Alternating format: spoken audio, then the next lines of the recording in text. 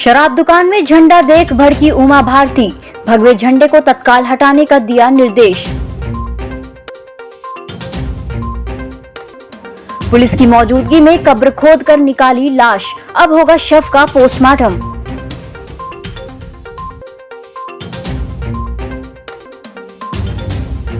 लापरवाह कर्मचारियों को सीएमएचओ ने दिया नोटिस, उप स्वास्थ्य केंद्र का किया निरीक्षण।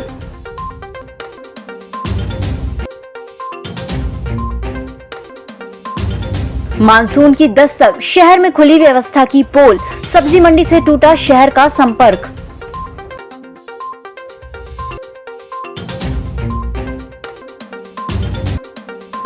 और गौवंश तस्करी करते वाहन पकड़ाया, 12 गौवंश जा रहे थे कत्ल खाने।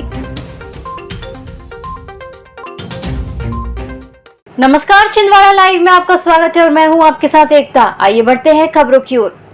प्रदेश की पूर्व मुख्यमंत्री उमा भारती सोमवार को श्री चमत्कारिक जामसावली मंदिर में दर्शन करने पहुंची थी, जहां पर उन्होंने विधिवत पूजा अर्चना की और प्रदेश की मंगल की कामना की। भाजपा नेता उमा भारती के जामसावली मंदिर पहुंचने की खबर लगते ही बड़ी संख्या में क्षेत्रीय भाजपा पदाधिकारी और कार्यकर्ता उनसे मुलाकात करने जामसावली पहुंचे, जहाँ से लौटते वक्त पिपला नारायणवार ग्राम में ग्रामीणों द्वारा उनका भव्य स्वागत किया गया। इसी बीच क्षेत्र की शराब दुकान में भगवा झंडा लगा देख उमा भारती भड़क गयी। उन्होंने तत्काल पुलिसकर्मियों को दुकान से झंडा निकालने के लिए कहा। इसके बाद उमा भारती भोपाल के लिए रवाना हो गई। ये जो बस स्टैंड पर बस्ती है, आप सब लोगों ने यहाँ विरोध से किया है। आने जाने वाले लोग रहते, महिला रहते, यहाँ से सर आदमी बाहर जाता है और वहाँ पे गाली गलौज करता है। तो ये बस्ती एक बाजू के यानी इस गांव के बाहर ये वो यहाँ पे नहीं होना चाहिए। कामिया थाना अंतर्गत ग्राम साजकुही में सोमवार को तहसीलदार और थाना प्रभारी की मौजूदगी में नवविवाहिता के शव को कब्र खोदकर बाहर निकाला गया। पंचनामा कार्यवाही के बाद शव को पोस्टमार्टम के लिए भेजा गया है। डॉक्टरों की टीम द्वारा शव का पीएम कराया जाएगा। गौरतलब है कि तामिया थाना क्षेत्र में रहने वाली नवविवाहिता के पिता ने ससुराल पक्ष पर बेटी की हत्या करने और घर के सामने शव दफनाने का आरोप लगाते हुए दोबारा जाँच की मांग की थी। पिता की दोबारा मामले की जाँच कराने की मांग पर पुलिस उक्त नवविवाहिता का शव रविवार को कब्र खोदकर निकलवाने वाली थी, लेकिन रविवार को अधिकारियों के न आने से शव कब्र से नहीं निकाला जा सका था। मुख्य चिकित्सा और स्वास्थ्य अधिकारी ने सोमवार को उप स्वास्थ्य केंद्र उमरिया कला, मेघा सिवनी और बोहना खैरी केंद्रों का आकस्मिक निरीक्षण किया। निरीक्षण के दौरान स्वास्थ्य केंद्र में कई तरह की लापरवाही पाई गई। निरीक्षण के दौरान बोहना खैरी स्वास्थ्य संस्था में कई कर्मचारी अनुपस्थित पाए गए, जबकि उप स्वास्थ्य केंद्र बोहना खैरी में पर्याप्त मात्रा में दवाइयां भी नहीं थी। साथ ही यहाँ बीपी मशीन और ओपीडी एएनसी रजिस्टर उपलब्ध नहीं थे। इसके अलावा संस्था में हितग्राहियों की ANC blood, urine, BP, sugar की जाँच भी नहीं होना पाया गया। वही संस्था में मौजूद एएनएम राष्ट्रीय कार्यक्रम के बारे में कोई जानकारी नहीं दे पाई।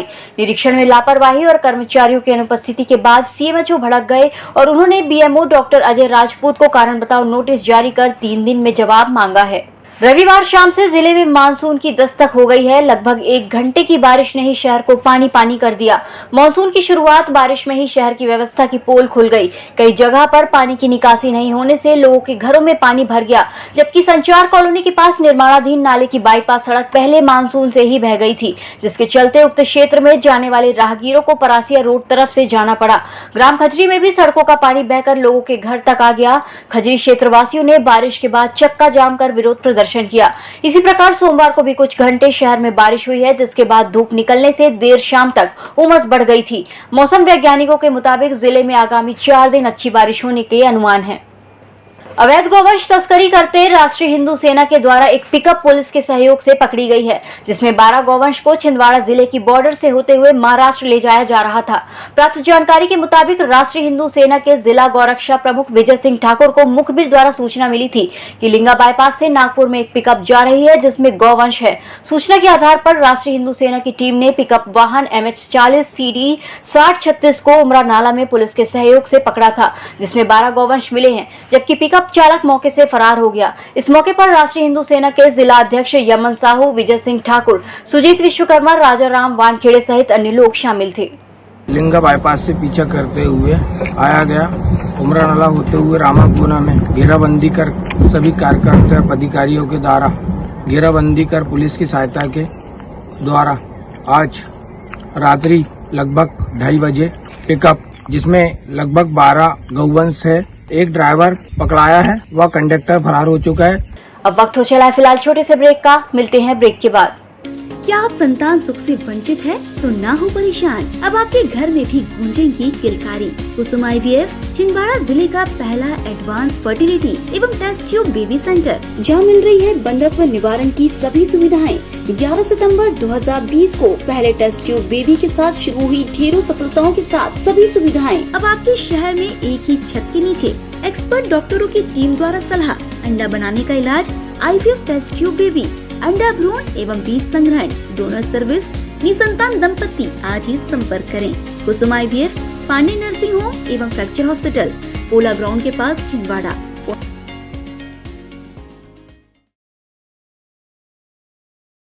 सिविल सर्विसेज की तैयारी के लिए अब दिल्ली या इंदौर जाने की जरूरत नहीं। आपके अपने शहर छिंदवाड़ा में निधि श्री एकेडमी में दिल्ली के अनुभवी शिक्षकों द्वारा UPSC और MPPSC की तैयारी, वो भी अंग्रेजी माध्यम में। उच्चतम शिक्षा स्तर, regular test, 3 days free demo classes, admission open. Nidhi Shri Academy, Professor Colony near Travel Museum, Chhindwara.